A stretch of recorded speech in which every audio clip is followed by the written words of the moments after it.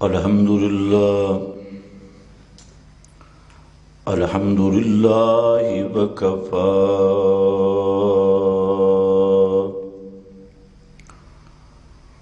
والصلاة والسلام على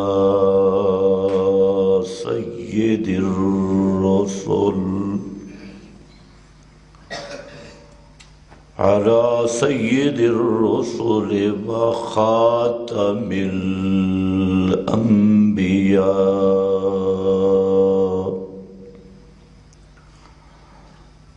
أما بعد فأعوذ بالله من الشيطان الرجيم. بسم الله الرحمن الرحيم.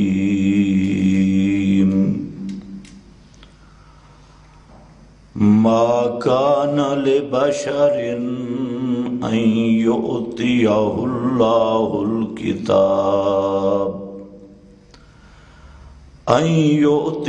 الله الكتاب والحكم والنبوة ثم يقول للناس كونوا عبادا لي من دون الله. سبحان ربك رب العزة عما يصفون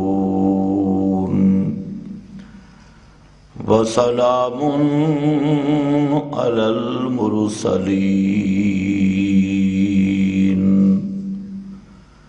والحمد لله رب العالمين.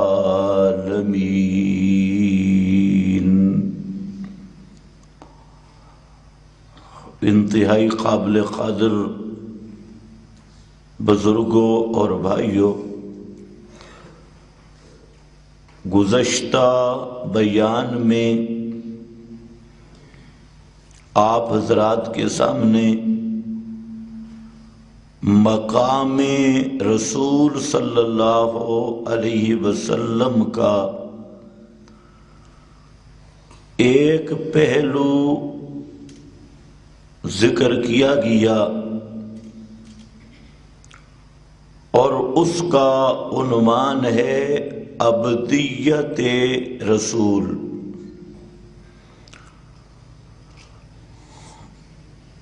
اکثر لوگ پہلی امتوں کے بھی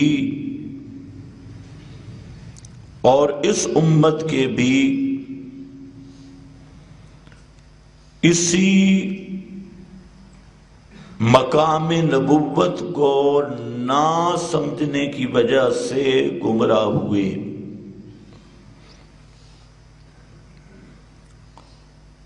اور انبیاء کرام کو مقام ابدیت سے اٹھا کر مقام الوہیت پہ کھڑا کیا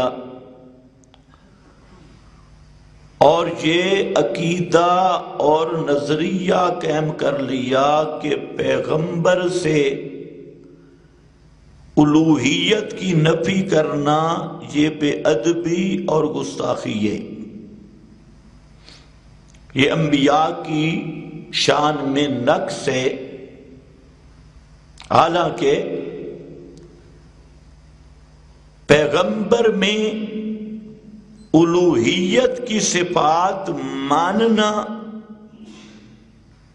یہ پیغمبر کی بھی توہین ہے اور اللہ کی بھی توہین ہے.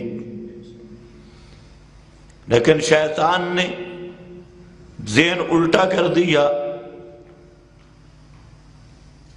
کہ جو سب انبیاء کی دعوت تھی کہ الہ ہونا یہ صرف اللہ کا خاصہ ہے، کوئی مخلوق الہ نہیں بن سکتی. تو شیطان نے ذہنوں کو الٹا کیا اور وہ مقدس شخصیات جو اس مشن پہ مارے کھاتی رہی، انہی کو مقام عبدیت سے مقام الوہیت پہ کھڑا کیا۔ حالانکہ انبیاء کی تعلیم ساری زندگی قولن بھی عملن بھی یہی رہی کہ الہ صرف اللہ ہے۔ اس لیے قرآن کریم نے اس مسئلہ کو کئی جگہ پہ بیان کیا اور انبیاء کی صفائی پیش کی، ان پر لگے ہوئے الزامات کو دور کیا اور یہ شہادت دی کہ کسی پیغمبر نے اپنے مشکل کشا ہونے کا دعویٰ نہیں کیا، اپنے حاجت روا ہونے کا دعویٰ نہیں کیا۔ ہر نبی نے یہی دعوت دی کہ مشکلیں حل کرنے والا صرف اللہ ہے، حاجتیں پوری کرنے والا صرف اللہ ہے، پکارے سننے والا صرف اللہ ہے۔ سورۃ آل عمران میں عیسائیوں کے ساتھ مناظرہ ہے۔ نبی کریم صلی اللہ علیہ وسلم کا اور عیسائی پادریوں کا مناظرہ ہوا۔ نجران کا وفد آیا جس میں ان کے 12 بڑے پادری علماء تھے عیسائیوں کے، اور یہ مدینہ منورہ سپیشل مناظرہ کرنے کے لیے آئے، جن کو اپنے علم پہ بڑا ناز تھا، فخر تھا، اور موضوع مناظرہ کیا تھا کہ نبی کریم صلی اللہ علیہ وسلم فرماتے تھے کہ حضرت عیسیٰ عبد اللہ ہیں، اللہ کے بندے ہیں، جبکہ عیسائی وہ یہ کہتے کہ یہ توہین ہے، یہ بے ادبی ہے۔ حضرت عیسیٰ ابن اللہ ہیں، اللہ کے بیٹے، معاذ اللہ، اور حضرت عیسیٰ کو اللہ نے الوہیت کی صفات عطا کی ہے۔ آج بھی عیسائیوں کو ملو، عیسائیوں کی ایک کتاب ہے الوہیت مسیح، اس کا نام بھی ہے الوہیت مسیح، اردو میں ہے، اور وہ کہتے ہیں کہ اپنی حاجتوں مشکلوں میں حضرت عیسیٰ کو پکارنا ہے، اور یہ حضرت عیسیٰ کی تعلیم ہے۔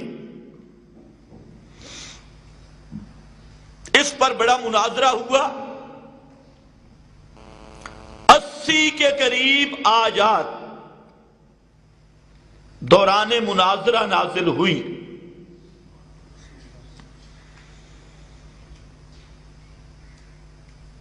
اور مناظرہ کا عنوان بہت عجیب ہے۔ عیسائی کہتے حضرت عیسیٰ مشکل کشا ہے، حاجت روا ہے، کرنی بھرنی والے ہیں، پکارے سننے والے ہیں، بڑے بڑے مولوی تھے، اس لیے حضرت عیسیٰ الہ ہے۔ اور نبی کریم صلی اللہ علیہ وسلم فرماتے تھے نہیں، حضرت عیسیٰ الہ نہیں، حضرت عیسیٰ اللہ کے بندے، اللہ کے یہ بڑا مناظرہ ہے قرآن پاک میں، مستقل صورتیں ہیں، لیکن آپ ذرا سوچیں کہ نبی کریم صلی اللہ علیہ وسلم حضرت عیسیٰ کی عبدیت کو بیان کر رہے ہیں، عیسائی الوہیت کو بیان کر رہے ہیں، قرآن کی آیتیں آ رہی ہیں، تو اس پر ذرا غور کر لیں کہ حضرت عیسیٰ کی شان زیادہ ہے یا بری امام کی؟ حضرت عیسیٰ کا مقام اونچا ہے یا علی حجویری کا؟ حضرت عیسیٰ کی شان بلند ہے یا پیر عبد القادر جیلانی کی؟ تو الوہیت وہ مقام ہے جو حضرت عیسیٰ پیغمبر کو بھی اللہ نے عطا نہیں کیا، یہ چھوٹے بابوں کو مل سکتا ہے؟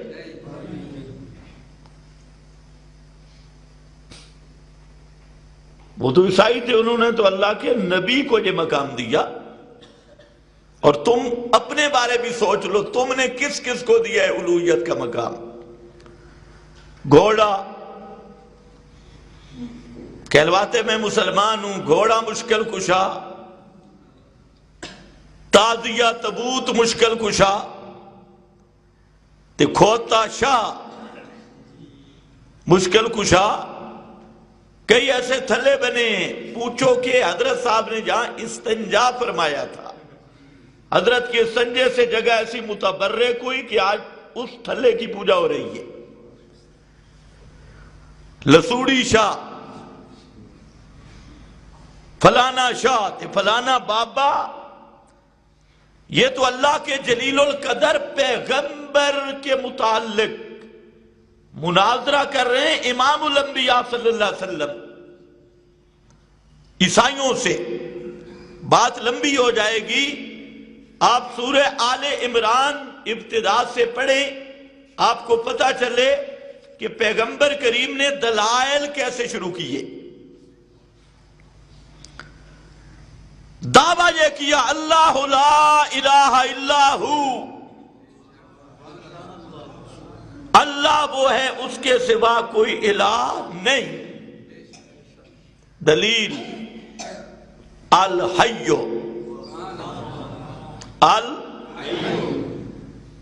الحی۔ آپ نے پوچھا کہ عیسائیوں بتاؤ، حضرت عیسیٰ کی یہ شان ہے الحی ہونے والی، ہمیشہ زندہ رہنے والی حضرت عیسیٰ کی شان ہے؟ تو عیسائی پادری کہنے لگے جی نہیں، یہ تو ہم نہیں مانتے۔ تو فرمایا پھر الہ کیسے بن گئے؟ القیوم، اللہ کے سوا الہ کوئی نہیں، اس لیے کہ اللہ کے سوا ہمیشہ زندہ رہنے والا کوئی نہیں۔ جو موت کے منہ میں چلا جائے وہ الہ بن سکتا نہیں۔ اللہ کے سوا اس لیے الہ کوئی نہیں کہ قیوم، کائنات کو سنبھالنے والا اللہ کے سوا کوئی نہیں۔ آپ نے پوچھا عیسائیوں سے کہ بتاؤ حضرت عیسیٰ کو قیوم مانتے ہو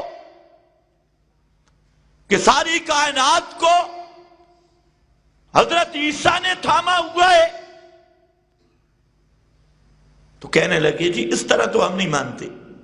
تو فرمایا پھر الہ کیسے بن گئے؟ الہ تو قیوم ہوتا ہے، الہ تو الحی ہوتا ہے۔ اس کے بعد آپ نے فرمایا اللہ کی شان یہ ہے ان اللہ لا یخفا علیہ شیء فی الارض ولا فی السماء۔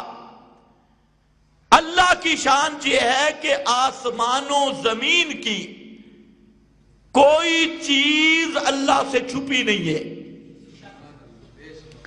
آسمان زمین کے ہر ذرے کو جانتا ہے۔ فرمایا حضرت عیسیٰ کی یہ شان ہے، وہ عیسائی تھے، مولوی تھے۔ مشرک ہونا الگ مسئلہ ہے، غیرت ہونا الگ مسئلہ ہے۔ اس لیے میں کہتا ہوں کہ وہ تھے عیسائی لیکن بے غیرت نہیں تھے۔ آج کا مولوی ہوتا تو آگے ڈٹ جاتا، اسے کون پوچھنے والا ہے؟ آپ جب پوچھ رہے حضرت عیسیٰ الحی ہیں، بالکل بالکل، انہوں نے کہا نہیں۔ آپ نے پوچھا حضرت عیسیٰ قیوم ہیں، انہوں نے کہا نہیں۔ آپ نے فرمایا اللہ کی شان یہ ہے، آسمان و زمین کی کوئی چیز اس سے چھپی ہوئی نہیں، یہ شان حضرت عیسیٰ کی ہے۔ فقالوا لا، عیسائی کہنے لگے جی نہیں، یہ تو ہم نہیں مانتے۔ آپ نے فرمایا پھر بتاؤ، هو الذی یصورکم فی الارحام، الہ وہ ہے یصورکم جو ریم میں پانی کے گندے قطرے پر ایسی خوبصورت تصویریں بناتا ہے۔ یصورکم فی الارحام، اور ارحام میں بھی فی ظلمات ثلاث، تین اندھیروں میں، راستہ بھی نہیں اور اندھیرے بھی تین۔ اور صورتیں کیسی آ رہی ہے؟ بچہ پیدا ہوتا ہے، کسی میں باپ کی مشابہت ہے، کسی میں ماں کا رنگ ہے، مشابہت ہے، اور یہ پیدا کہاں ہوا؟ تین اندھیروں میں۔ هو الذی یصورکم فی الارحام کیف یشاء۔ پوچھا یہ شان حضرت عیسیٰ کی ہے؟ انہوں نے کہا جی یہ تو ہم نہیں مانتے۔ تو فرمایا پھر مانو نہ لا الہ الا ہو، اس کے سوا کوئی الہ نہیں، لا الہ الا ہو۔ نتیجے کے طور پہ پھر ماننا ہوگا جب حضرت عیسیٰ الحی بھی نہیں، القیوم بھی نہیں، جمیع ما کان ما یکون کے عالم بھی نہیں، اور رحموں میں ما فوق الاسباب تصرف کرنے والے بھی نہیں، تو لا الہ الا ہو، پھر حضرت عیسیٰ الہ بھی نہیں۔ مناظرہ ایسے ہوتا ہے، کیسا خوبصورت مناظرہ ہے۔ انہوں نے کہا اچھا ہمارے پاس بزرگوں کی کتابیں، سوچتے ہو ذرا، آج کے مناظروں کو بھی سوچو، جب پھنس گئے جواب کوئی نہیں، اب آئے۔ انہوں نے کہا ہمارے پاس تو کتابیں، اور کتابوں میں لکھا ہے کہ حضرت عیسیٰ ابن اللہ ہے، حضرت عیسیٰ کلمۃ اللہ ہے، حضرت عیسیٰ روح من ہو، اللہ کی طرف سے روحیں ایک۔ اور دوسرا انہوں نے بتایا، انہوں نے کہا کہ اگر یہ بات ہے کہ حضرت عیسیٰ ابن اللہ نہیں، تو بتائیں حضرت عیسیٰ کے باپ کا کیا نام ہے؟ کتنے سوال تھے؟ دو۔ ہمارے بزرگوں اکابرین کی کتابیں بھری ہیں، آپ نے جواب دیا بزرگوں کی کتابوں کا اعتبار ہی نہیں، مولویوں کی کتابوں کا اعتبار نہیں، رہ گئی اللہ کی کتابیں۔ تو ان کو سمجھنا ہے، اللہ نے جو کتاب بھی اتاری اس میں دو قسم کی آیات ہیں، ایک ہے محکمات، محکم آیات جن کا واضح معنی، صریح معنی، اور دوسری ہے متشابہات جن میں کچھ نہ کچھ احتمال کی گنجائش ہے۔ تو قانون یہ ہے کہ جو متشابہ آیت ہوگی اس کو پیش کیا جائے گا محکم پر۔ کس پر؟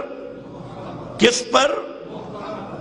کیونکہ ہن ام الکتاب، اصل دار و مدار ہے محکمات پر، جہاں احتمال نکلتے ہوں۔ مثلا یہی لفظ ہے کلمۃ اللہ، تو اس کا کیا معنی تم لیتے ہو؟ روح اللہ کیا معنی لیتے ہو؟ روح من ہو کیا معنی لیتے ہو؟ ابن اللہ؟ فرمایا قطعاً نہیں، ابنیت تو محکمات کے خلاف ہے، تو اب معنی وہ لینا پڑے گا جو محکمات کر رہی ہے۔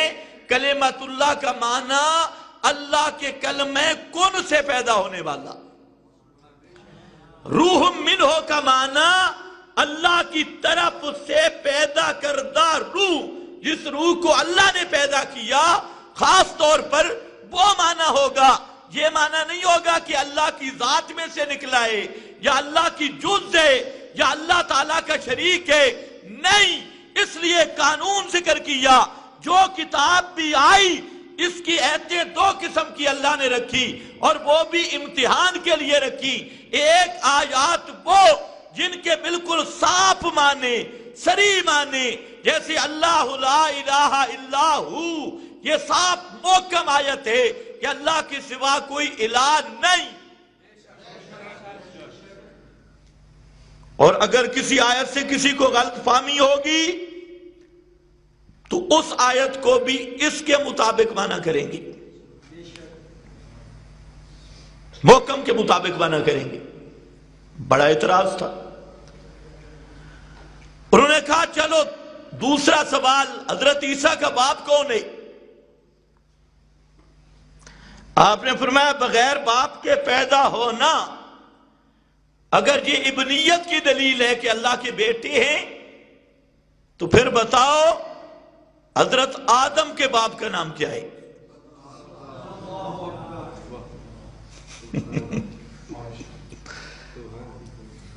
حضرت عیسیٰ کی مثال آدم کی مثال ہے۔ اگر یہی تمہارا ضابطہ ہے نا کہ باپ نہیں تو ابن اللہ، تو پھر تو حضرت آدم کا باپ بھی نہیں، ماں بھی نہیں۔ تو ان کو مانتے ہو ابن اللہ؟ انہوں نے کہا نہیں، وہ تو نہیں مانتے۔ انہوں نے تیسرا سوال کیا، نے کہا چلو ہمارے پاس حضرت عیسیٰ کی حدیثیں موجود ہیں، روایات انبار، ہماری سب کتابیں بھری ہیں۔ حضرت عیسیٰ نے خود فرمایا کہ جب مشکل آئے تو مجھے پکارنا، جب حاجت آئے، حاجت پڑے مجھے پکارنا، میں تمہاری پکاروں کو سنتا ہوں، تمہاری حاجتوں کو پورا کرتا ہوں۔ یہ کس نے کہا؟ عیسائیوں نے۔ کس کے ذمہ لگایا؟ حضرت، سنتے ہو، کس کے ذمہ لگایا؟ حضرت عیسیٰ کے۔ حضرت عیسیٰ خود کہہ گئے کہ میں حاجت روا، میں مشکل کشا، اور ہماری سب کتابوں میں موجود ہے۔ یہ ایک بڑا سوال تھا، آج بھی ہے۔ جب آپ قرآن پیش کرو گے مقابل میں کیا آتی ہے؟ روایتیں، یا مقابل میں کیا آتی ہے؟ اکابر، بزرگ، یا آیات وہ پیش کرتے ہیں جس سے لوگوں کو مغالطہ دیتی۔ محکمات کے قریب نہیں جائیں گے، محتملات کے پیچھے جائیں گے، متشابہات کے پیچھے جائیں گے۔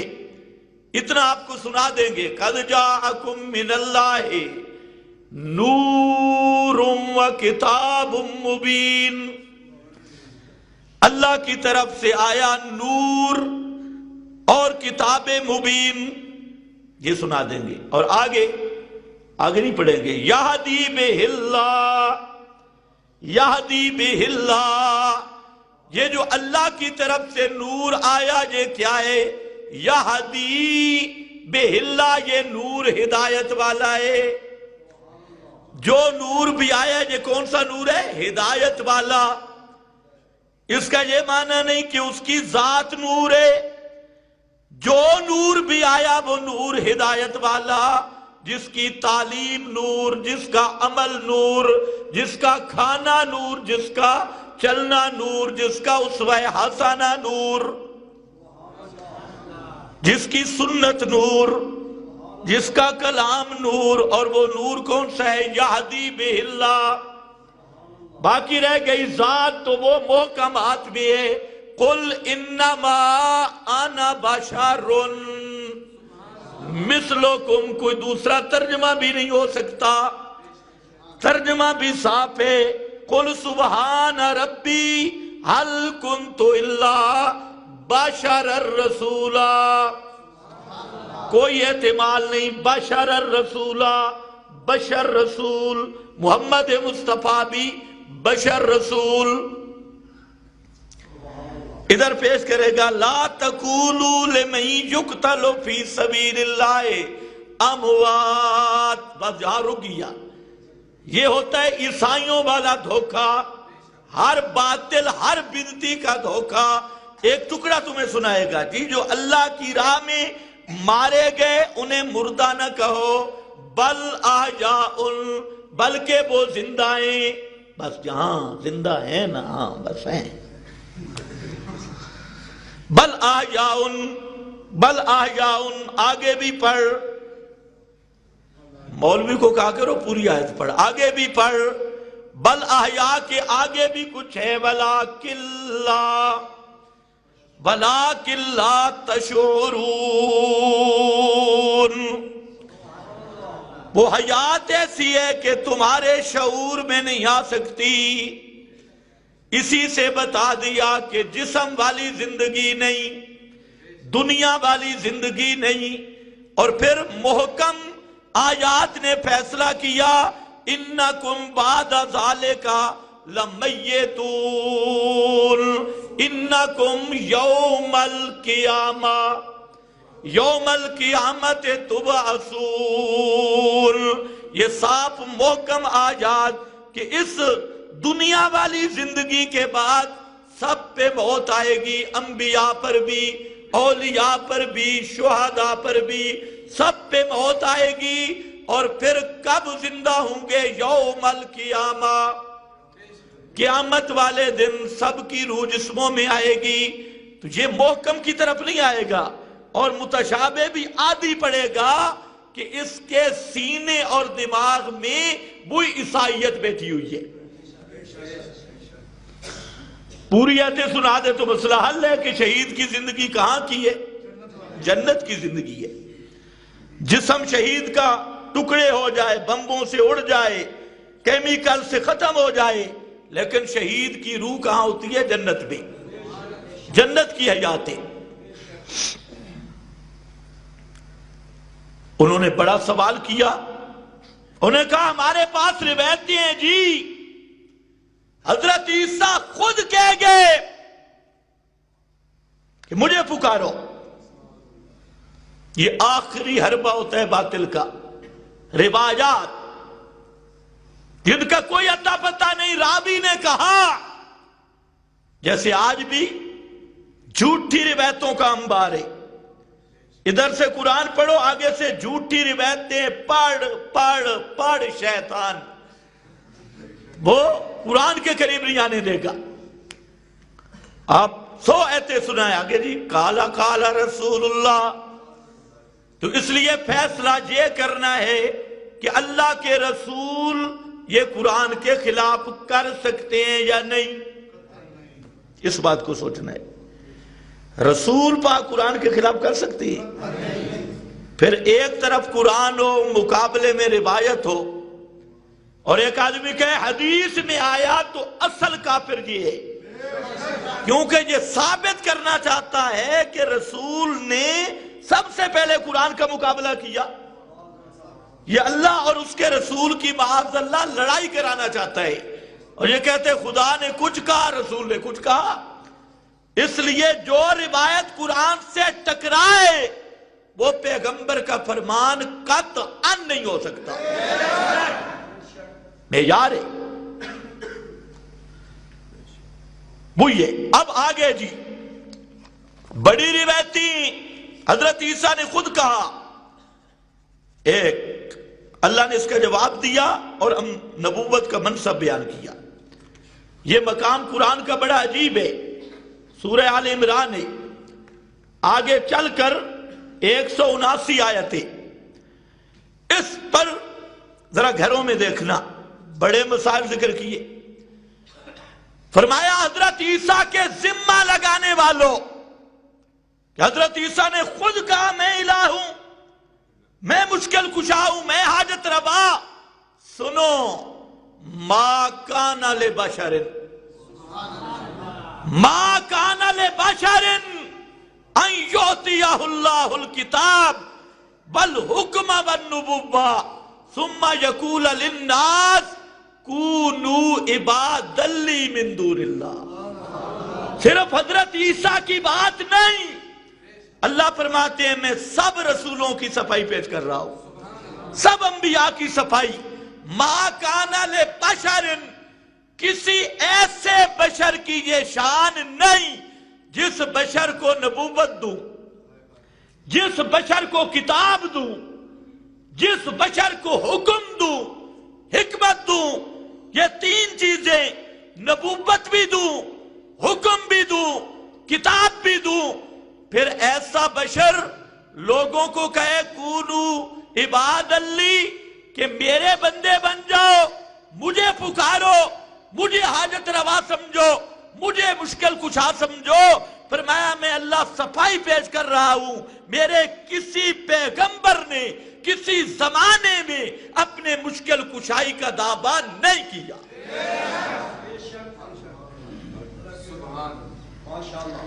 ایک ہی آیت اگر ہو تو شرک کی ساری اروڑیاں ختم ہو سکتی ہیں۔ مناظرہ جو ہوتا ہے ما کان لبشر، اور یہ ما کانا کے ساتھ سے بھی زیادہ معنی، یہاں معنی ایک معنی ہے ما کان لبشر ما یمکن لبشر، کسی پیغمبر سے یہ ممکن ہی نہیں۔ کیوں ممکن نہیں؟ کہ اللہ کا ہر نبی معصوم ہوتا ہے، پیغمبر تو گناہ بھی نہیں کر سکتا، گناہوں سے بھی معصوم ہے۔ اور یہ دعوت دینا کہ میں حاجت روا، میں مشکل کشا، میں تمہاری پکاریں سننے والا، یہ تو خالص کفر ہے، خالص شرک ہے۔ اللہ کا نبی تو شرک کو مٹانے آتا ہے، پیغمبر ان کے اس کے لیے ممکن ہی نہیں کہ پیغمبر کی زبان سے کفر کا کلمہ جاری ہو۔ سمجھنے کی کوشش کرو، اللہ کا نبی معصوم ہوتا ہے، وہ تو گناہ والا کلمہ بھی زبان سے نہیں نکال سکتا۔ اور یہ دعویٰ کہ میں حاجت روا، میں مشکل کشا اور میں پکارے سننے والا، یہ تو خالص کفر والا دعویٰ، خالص شرک والا دعویٰ، خالص اللہ کے ساتھ مقابلہ کرنے والا دعویٰ۔ اللہ فرماتی ہیں میرا کوئی پیغمبر بھی، صرف حضرت عیسیٰ کی بات نہیں، ما کان لبشر، کوئی پیغمبر آدم سے لے کے حضرت محمد مصطفیٰ تک کوئی بھی اپنی مشکل کشائی کا دعویٰ نہیں کر سکتا۔ سبحان اللہ۔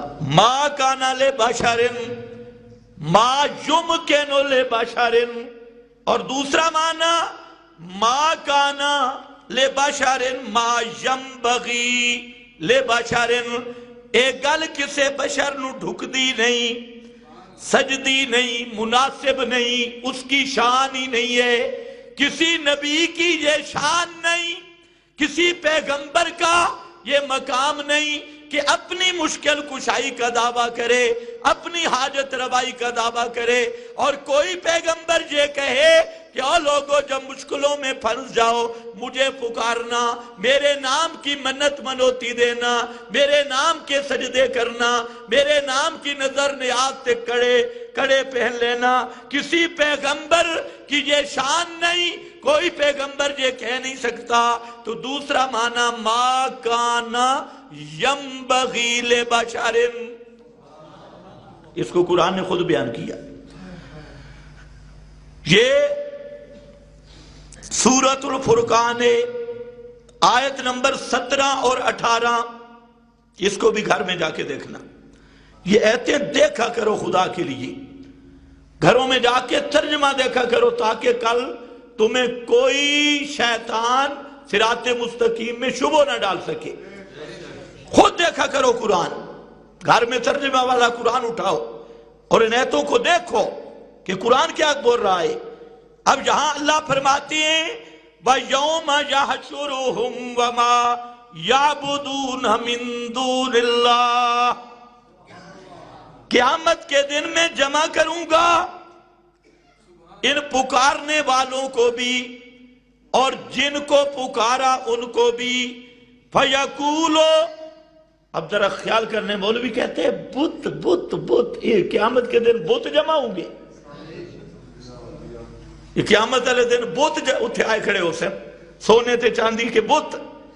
خدا تمہیں ہدایت دے. اب دیکھنا ہے، اللہ فرماتے ہیں فَيَقُولُ أَأَنْتُمْ أَضْلَلْتُمْ عِبَادِي هَؤُلَاءِ،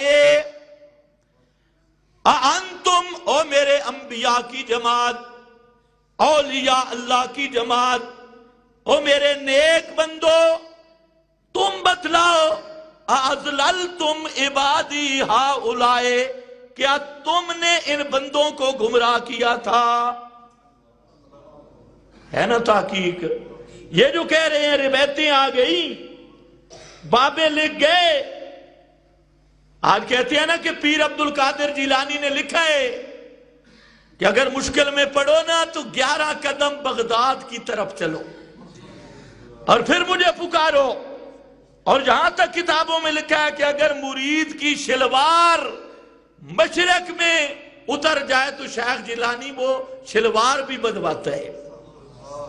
میں کہ کم چنگے ذمہ لائے نے پیران دے کہ پیر مریدان دیا شلواراں لابے تے اتارے تے چڑھابے. ہمیں کہتے ہیں یہ بے ادب ہے اور خود شلواروں پہ لپٹی ہے پیروں کی. یہ کتابوں میں لکھا ہے مجھے پکارو مریدی لا تخف، او میرا مرید گھبراویں نہیں، پریشان نہ ہو، جہاں پکارے میں پہنچ جاؤں گا. اللہ فرماتی ہیں فَيَقُولُ أَأَنْتُمْ أَضْلَلْتُمْ عِبَادِي هَؤُلَاءِ أَمْ هُمْ ضَلُّوا السَّبِيلَ.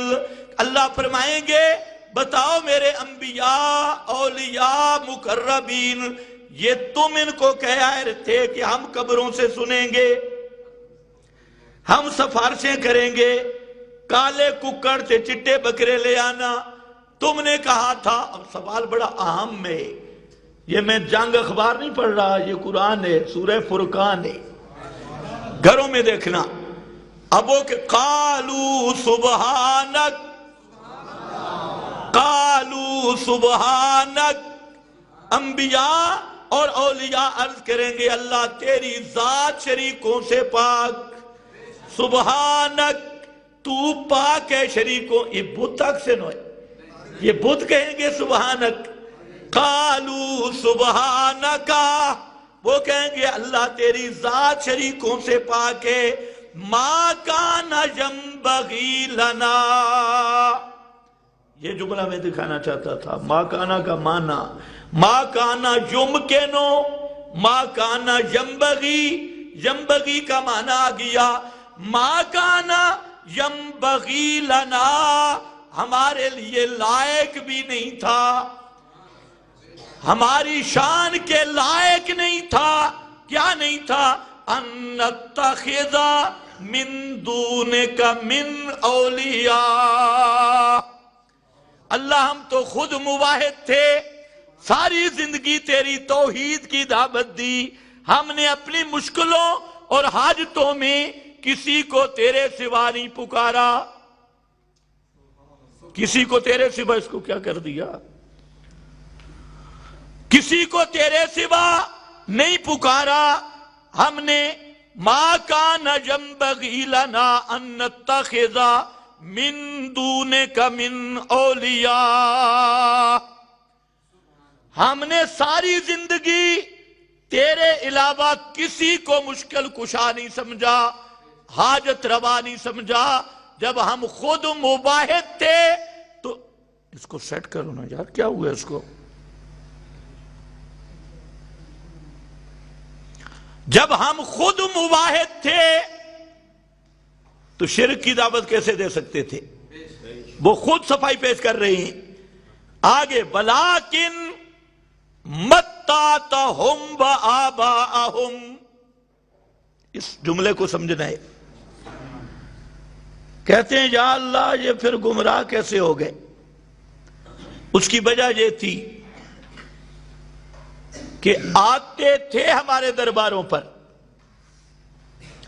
جاتے تھے قبروں پر، جاتے تھے بتوں کے سامنے، جاتے تھے گنگا پر، جاتے تھے علی حجویری کے مزار پہ، شیخ عبد القادر جیلانی کو پکارتے تھے، لیکن تو رحمان ہے، حاجتیں تو پوری کر دیتا تھا۔ توجہ ہے نا؟ حاجتیں تو پوری، یہ جاتے تھے حاجتیں تو پوری کر دیتا تھا، جو گنگے پہ گیا اس کی بھی، اور جو ننگے پہ گیا اس کی بھی حاجت تو پوری کر دیتا تھا۔ ان کو لگ گیا دھوکہ، حتیٰ نسوا الذکر، یہ بھول گئے مسئلہ توحید، انہوں نے سمجھا کہ یہ سارے کام کرتے ہی بابی۔ اس بات کو سمجھو، دھوکہ جہاں سے ہوتا ہے، کہتے ہیں جی میں فلانے دربار پہ گیا، مجھے بیٹا مل گیا، میں نے تعزیہ تبوت کے نام پہ 10 محرم کو نیاز مانی اور مجھے بیٹا مل گیا، میں فلانے بابے کے قبر پہ کالا مرغا لے کر گیا، مجھے میری حاجت پوری ہو گئی۔ تو اللہ کا یہ تو امتحان ہے، اللہ نے حاجت تو ہر ایک کی پوری کرنی ہے، دہریہ کی حاجت بھی پوری ہوتی ہے۔ ہندوستان کا ہندو گنگا پہ جاتا ہے، کام اس کا بھی ہو جاتا ہے، اور سکھ مجوسی آگ کی پوجا کرنے والا، کام اس کا بھی ہو جاتا ہے، عیسائی حضرت عیسیٰ بی بی مریم کو پکارتا ہے، کام اس کا بھی ہو جاتا ہے، یہودی حضرت عزیر کو پکارتا ہے، کام اس کا بھی ہو جاتا ہے، مکہ کا مشرک انبیاء بابا حبل لات منات عزا کو پکارتے تھے، کام اس کا بھی ہو گیا، کام تو اللہ کرتا ہے۔ کہتے ہیں اگر پکار جائز نہیں تو پھر کام کیوں ہو گیا؟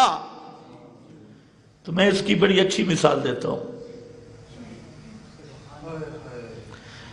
بکرا کھانے سے بھی بھوک دور ہو جاتی ہے، اور خنزیر کھانے سے بھی بھوک تو آپ کو کہے جی پھر خنزیر حرام کیوں ہے؟ اگر حرام ہے تو بھوک کیوں مٹ گئی؟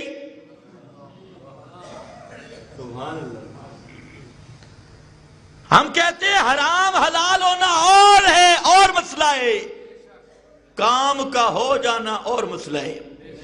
یہ تو اللہ نے قانون رکھا ہے، خنزیر کھاؤ گے بھوک تب بھی مٹے گی، بکرا کھاؤ گے تو اب یہ دلیل بنے گی کہ خنزیر کھانے سے بھوک ختم ہو گئی لہذا جائز ہو گیا۔ ایک آدمی بدکاری کرتا ہے، بیٹا اس کا بھی ہو جاتا ہے، ایک آدمی نکاح کرتا ہے، بیٹا اس کا بھی ہو جاتا ہے۔ اب کوئی کھڑا ہو کے دلیل دے، او جی بیٹا ہو گیا، اگر یہ بدکاری زنا غلط ہوتا تو بیٹا کیسے ہو گیا؟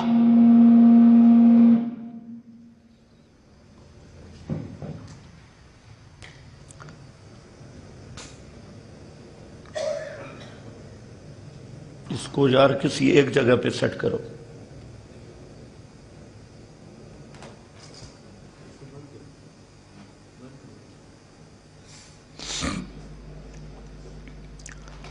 تو بیٹا ہونا بدکاری کے جواز کی دلیل نہیں، فرق کتنا ہوگا؟ جو نکاح سے پیدا ہوگا وہ حلالی ہوگا، جو بدکاری سے پیدا ہوگا وہ، جو اللہ کو پکارے گا وہ مباحد ہوگا، اور جو غیر اللہ کو پکارے گا وہ مشرک ہوگا۔ کام سب کے اللہ کرتا ہے، یہی نقطہ انہوں نے بیان کیا، بلاکن متعتهم وآباءهم حتی نسوا الذکر، ان کی بھی حاجتیں تو پوری کرتا رہا، ان کے والدین کی بھی، باپ دادا کی بھی حاجتیں تو پوری کرتا رہا، حتیٰ اور یہ جاتے رہے درباروں پر، اور جاتے رہے گنگے پر، جاتے رہے تازیے تبوتوں پر، اور نسو الذکرہ، یہ تیری توحید کا مسئلہ ہی بھول گئے۔ انہیں یہ دھوکہ لگ گیا کہ یہ بابئی کرنے والا کروانے والا ہے، یہ انبیاء اور نیک آدمی کہیں گے۔ بہرحال میں نے آپ کو ما کانا کا معنی بتلانا تھا۔ ما کانا کا معنی ما کانا ینبغی لبشر،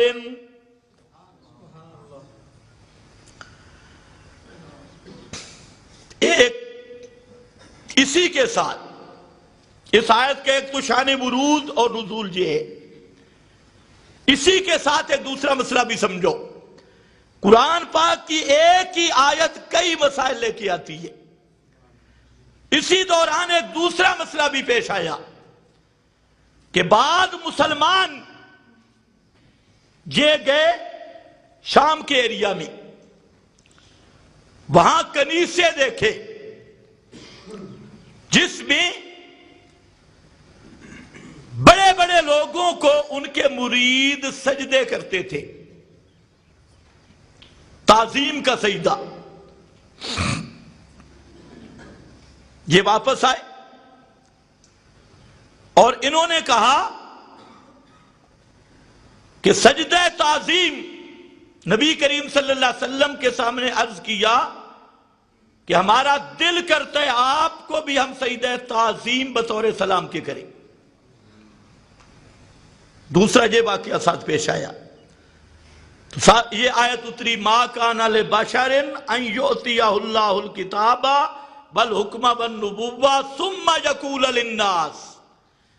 اللہ فرماتے ہیں یہ کسی بشر کی شان ہی نہیں، یہ محمد مصطفیٰ کی شان بھی نہیں کہ لوگوں کو کہے میں تمہارا مشکل کشا ہوں، میں حاجت روا ہوں، میرا سجدہ کرو، تعظیمی میری پکار کرو۔ فرمایا یہ بات محمد کریم صلی اللہ علیہ وسلم کی شان میں بھی مناسب نہیں، یہ ان کا مقام بھی نہیں۔ اس سے بات سمجھ لو، جتنی جھوٹی روایتیں انبیاء کے ذمہ لگائی گئی، ان روایتوں کی تردید کرنا اس آیت کی روح سے واجب اور فرض کے درجے میں ہے۔ ہر جھوٹی روایت کی تردید کرنا، کیونکہ جھوٹی روایت ہوتی ہے پیغمبر پہ بہتان۔ ایسے لوگ ابھی پیش کرتے ہیں، نیٹ پہ ایک مولوی کی میں تقریر سن رہا تھا، وہ بول رہا تھا بڑا دھڑلے کے ساتھ، بے حیائی کے ساتھ، کہتے حدیث میں آتا ہے اذا تحیرتم فی الامور فاستعینوا باہل القبور، جب تم مشکلوں میں پھنس جاؤ تو قبر والوں کو پکارو، قبر والوں کو پکارو۔ میں نے کہا یہ تو یہودی ابن یہودی، تو کہتا ہے اذا تحیرتم فی الامور، اور پیغمبر کیا کہتے ہیں ایاک نعبد و ایاک نستعین، اور پیغمبر کیا کہتے ہیں اذا استعنت فاستعن باللہ انما یستغاث باللہ۔ پیغمبر ساری زندگی یہ دعوت دیتے رہے جو مدد کس سے مانگنی ہے، اور آپ کا یہ ڈاگ گئی ڈاگ اس نے بھی لکھا، اور دوسرے ڈاگ کی طرح کے ڈاگ وہ بھی یہ روایتیں لکھتے ہیں اذا تحیرتم فی الامور فاستعینوا باہل القبور، جب مصیبت میں پھنس جاؤ تو قبر والوں کو پکارو، اور پورا قرآن اس کی تردید کر رہا ہے۔ تو اس لیے حضرت شاہ ولی اللہ رحمہ اللہ نے لکھا ہے این قول مجاوراں، یہ کسی لانتی مجاور کی بات ہے، پیغمبر کی بات قطعاً نہیں ہو سکتی۔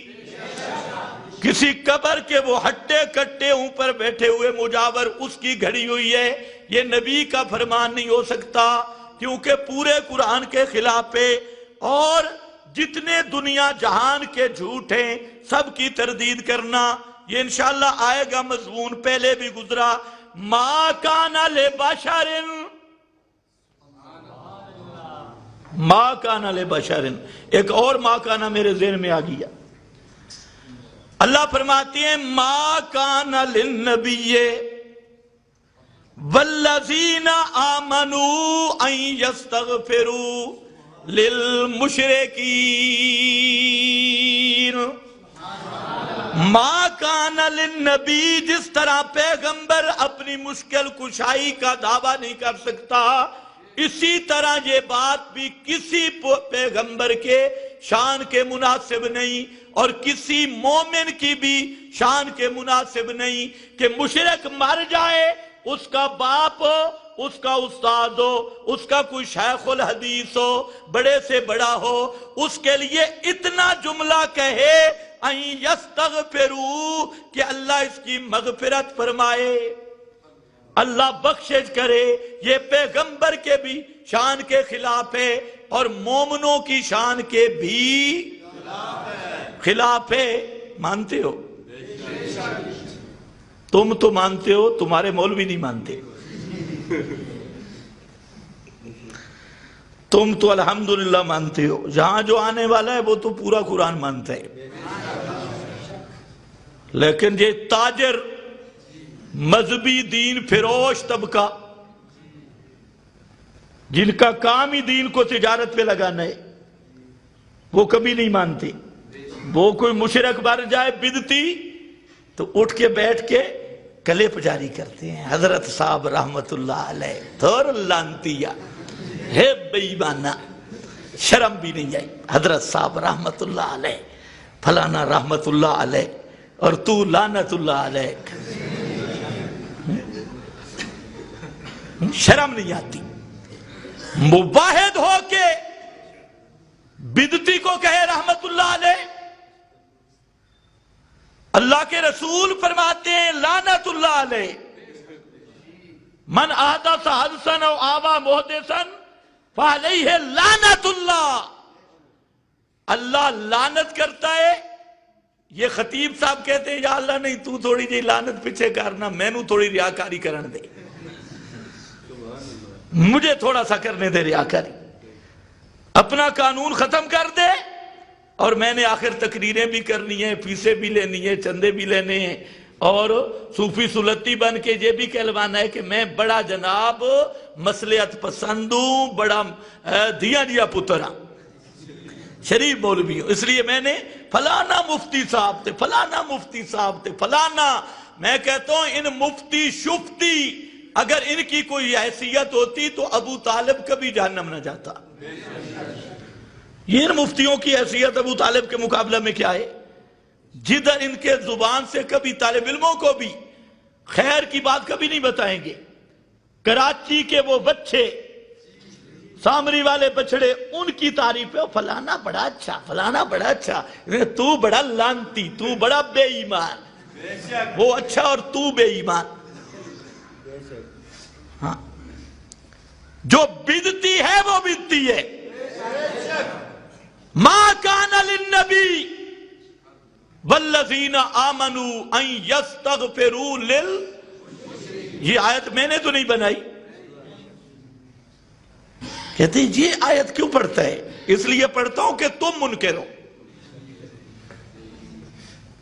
ما کان للنبی والذین آمنوا ان یستغفروا للمشرکین،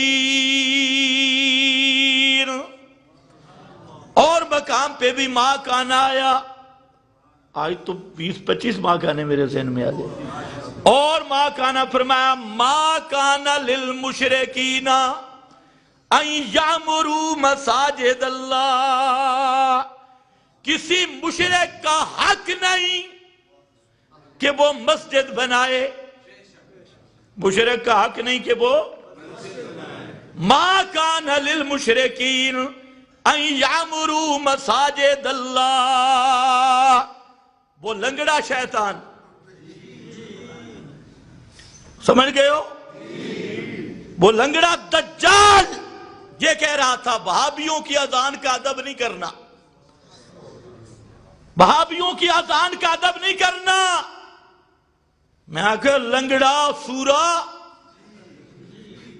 اذان پیغمبر کریم نے بتلائی ہے، یہ شاعر اسلام میں سے ہے، اور جو کہے اذان کا ادب نہیں کسی بہانے سے بھی تو وہ واجب القتل مرتد ہو سکتا ہے، وہ مسلمان نہیں ہو سکتا۔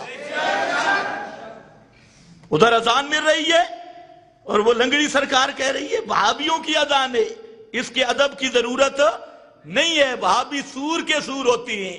میں کہ تو 100 خنزیر کا اکیلا نطفہ ہے، اکیلا نطفہ، اور لنگڑا مشرکہ اذان شاعر اسلام میں سے ہے، اور یہ کہنا کہ اذان کا ادب نہیں، یہ شاعر اسلام کی توہین ہے، اور جو شاعر اسلام کی توہین کرے وہ کبھی مسلمانوں کا رہنما تو دور کی بات، وہ انسانیت کے دائرے میں بھی نہیں رہ سکتا۔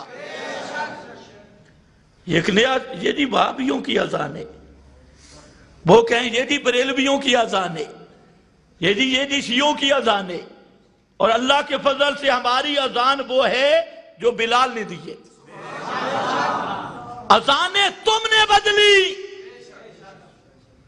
ہم کہہ سکتے ہیں تمہاری اذان محرف شدہ ہے، جو ہماری اذان ہے لنگڑا صاحب ہمت کر ہماری اذان کے کسی ایک لفظ پہ اعتراض کر کے دکھا، اور جو تیری اذان ہے آگے سے بدلی پیچھے سے بدلی تو اس اذان کا مذاق کر رہا ہے جو محمد مصطفیٰ نے اذان دلوائی ہے، پیغمبر کے صحابہ نے دلوائی۔ اسی لیے اللہ نے فرمایا ما کان للمشرکین، اور مشرکان دا کام ہی کوئی نہیں مسیطا نال، ما کان للمشرکین ان یامروا مساجد اللہ۔ کیوں؟ مشرکہ ایک مسجد بنائی، ایک بنائی انہوں نے، اوپر سے کلمہ گو تھے، اندر سے پکے پلید تھے، پکے مشرک۔ رسول پاک صلی اللہ علیہ وسلم کے پاس آگئے، کہتے ہیں یا رسول اللہ ہم نے تو مسجد بنائی، تو آپ تھوڑی مہربانی کریں، تبرک کے لیے آپ تشریف لے آئیں، ہمیں نماز پڑھا دیں۔ آپ ابھی تیاری کر رہے تھے، انہوں نے مسجد بنائی ہے تو افتتاح کر کے آؤں، نماز پڑھا کے آؤں۔ اللہ نے صاف منع کیا لا تقم فی ابدا، میرا پیغمبر یہ جو مسجد انہوں نے بنائی اس مسجد کے قریب نہیں جانا، لا تقم فی ابدا، کیونکہ اس مسجد کو انہوں نے شرک کا اڈا بنایا، توحید کے خلاف انہوں نے مرکز بنایا، اڈا بنایا، اور جو شرک کا اڈا توحید کے مد مقابل ہو اس کو مسجد نہیں کہتے، اس کو اب نہیں بولتے، اس کو مسجد نہیں کہتے۔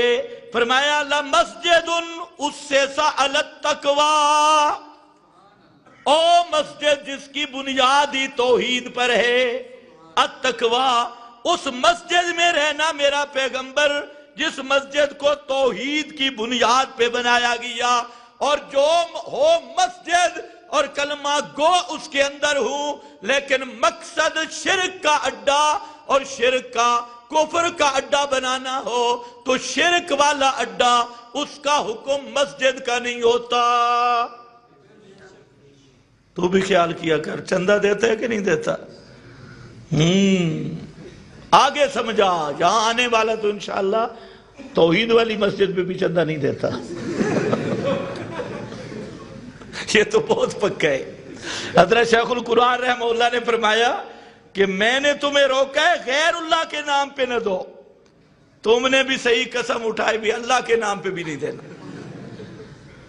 اور توحید کے مراکز کا تعامل کرو۔ توجہ ہے نا؟ آپ میں بڑے بڑے حضرات بیٹھے، ہم ترغیب دیتے، ہم جیب سے نکالتے نہیں، یہ مرکز آپ کے سامنے بن رہا ہے۔ ابھی آپ میں سے کسی ساتھی کو اگر اللہ توفیق دے دے تو یہ کام لنٹر پہ کھڑا ہے، اس کا ہم نے لنٹر ڈالنا ہے، تو جو ساتھی صحیح تعاون کرنا چاہتا ہے تو اپنے ہاتھ سے ادھر آ کے لنٹر ڈالے اور کام کرے، تو یہ توحید کا مرکز ہے، اور یہ جب تک رہے گا آپ کے نام اعمال میں اجر جاری رہے گا۔ جتنے لوگوں کو ہدایت ملے گی، ابتداً آپ چند تھے، اب تو ماشاءاللہ پورا پنڈی اسلام آباد ادھر نظر آ رہا ہے دور دور، تو یہ توحید والے جب بڑھتے جائیں گے ثواب سب کا آپ کو ہوگا۔ تو بہرحال ہم کہتے ہیں خود اپنے ہاتھ سے لگاؤ، ہمیں بھی نہ دو۔ ہمارے خزانچی بھی اور ہیں، بہت مخلص ہیں بیچارے، وہ مجھے کہہ بھی رہے تھے، میں نے کہا آج تو میں ان کو خود کہتا ہوں نا بھئی کچھ نہ کچھ کیا آپ اس لنٹر کو ڈالو۔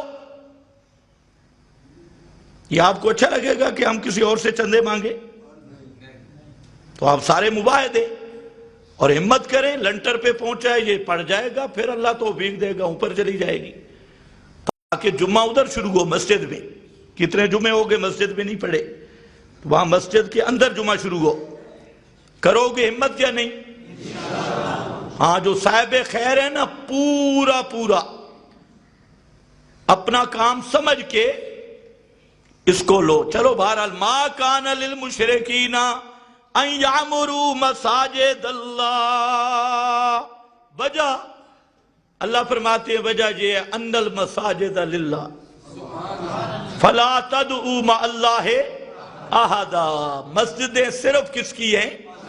یہ اللہ کی توحید کے مراکز ہیں، اور مشرک نے مسجد کے اندر بک بک کرنی ہے، جانے جا فلاں تے ہے میرا فلانا پیرا تے فلانا پیرا، فرمایا فلا تدعوا مع اللہ احدا، مسجد ہے ہی توحیدیاں دا پیڑ، مسجد ہے ہی تو تقوی توحید پر اس کی بنیاد ہے، اور مسجد میں تو مسئلہ یہ ہوتا ہے کہ لا تدعوا مع اللہ احدا، اللہ کے ساتھ کسی اور کو نہیں پکارنا، اس لیے مسجد وہ بنائے گا انما یعمر مساجد اللہ من آمن باللہ۔ دو اعلان سن لو، ایک تو کل بروز ہفتہ چکری روڈ امین پلازا ایک جگہ ہے،